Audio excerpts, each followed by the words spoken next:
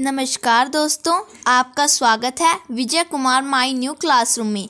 तो आज हम करने वाले हैं हिंदी की कविता नंबर 8 कन्यादान। कन्यादान कविता स्टार्ट करने से पहले हम आपसे कहना चाहेंगे कि आप इस चैनल को सब्सक्राइब कर लीजिए और बेल आइकन को ऑन कर लीजिए ताकि आने वाली वीडियो का नोटिफिकेशन सबसे पहले आपके पास पहुंच जाए। आप इस वीडियो को शेयर कीजिए, कमेंट कीजिए। आप जिस टॉपिक पे वीडियो चाहते हैं हम उस टॉपिक पे वीडियो बनाएंगे। तो हम स्टार्ट करते हैं। कन्यादान। कन्यादान ऋतुराज जी की कविता है। ऋतुराज जी का जन्म 1940 में भरतपुर में हुआ।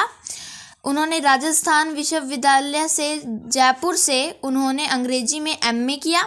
40 वर्षों तक अंग्रेजी साहित्य के अध्यापन के बाद अब सेवानिवृत्त लेकर वे जयपुर में रहते हैं।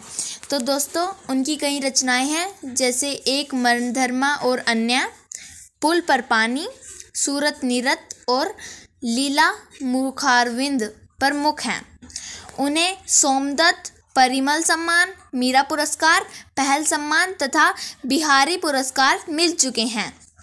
उनकी साहित्यिक विशेषताओं की बात करें, मुख्य धारा से अलग समाज के हाशिए के लोगों की चिंताओं को ऋतुराज ने अपने लेखन का विषय बनाया है।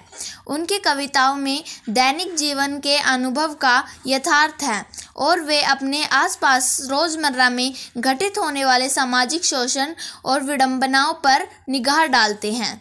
उनकी भाषा शैली, उनकी भाषा उनके परिवेश और लोक जीवन से जुड़ी हुई है। उनकी भाषा सरल और सहज है। तो अब हम बात करते हैं कन्यादान कविता के बारे में। कितना प्रामाणिक था उसका दुख, लड़की को दान में देते वक्त, जैसे वही उसकी अंतिम पूंजी हो। यहाँ माँ के दुख के बारे में बताया गया है कि कन्या के विवाह के समय जब वह लड़की को दान में दे रही थी, कितना प्रामाणिक था उसका दुख, जिस प्रकार लड़की ही माँ की अंतिम पूंजी हो। लड़की अभी सयानी नहीं थी, अभी इतनी भोली सरल थी। लड़की अभी छोटी उम्र की ही थी, वह इतनी अधिक सयानी नहीं हो पाई थी। अभी इतनी भोली वह थी, वह कुछ भी समझ नहीं सकती थी कि उसे सुख का आभास तो होता था लेकिन दुख बाँचना नहीं आता था। जैसे लड़की को, छोटे बच्चों को सुख का तो पता होता है कि हाँ यहाँ ये बड़ी अच्छी चीज़ है, हाँ वो हंसते हैं, लेकिन उन्हें दुख बाँचना नहीं आता था। पाठिका थी वह धुंधले प्रकाश की, कुछ तुकों और कुछ लयबद्ध पंक्तियों की। वह अभी धुंधले प्रकाश की पाठिका थी, उसे सिर्फ कुछ तुक पता थे और कुछ लयबद्ध पंक्तियाँ, जिस प्रकार कोई छोटी मोटी कविता। माँ ने कहा पानी में झांककर अपने चेहरे पर मत रीझना। माँ ने यहाँ उसको नसीहत देते हुए कहा कि पानी में झांककर अपने चेहरे पर कभी मत रीझना, जिससे उसे घमंड न आए और वह अपने बंधन का कारण न बने। आग रोटियां सेकने के लिए है, जलने के लिए नहीं। माँ अपनी बेटी को समझाते हुए कहती है कि चाहे कितना भी दुख आए, ऐसे बुरे विचार अपने दिमाग में कभी मत लाना। आग सिर्फ रोटियां सेकने के लिए है, स्वयं को जलाने के लिए नहीं। वस्त्र और आभूषण शाब्दिक भ्रमों की तरह बंधन है स्त्री जीवन के। माँ अपनी बेटी को समझा रही है कि वस्त्र और आभूषण शाब्दिक भ्रमों की तरह बंधन है स्त्री जीवन के, कि वस्त्र और आभूषण स्त्री जीवन के बंधन हैं। माँ ने कहा लड़की होना पर लड़की जैसी दिखाई मत देना। इस पंक्ति में माँ ने अपनी बेटी को हिम्मत देते हुए कहा है कि तुम लड़की होना पर लड़की जैसी दिखाई मत देना, कभी कमज़ोर मत पड़ना, अपने हक के लिए लड़ना।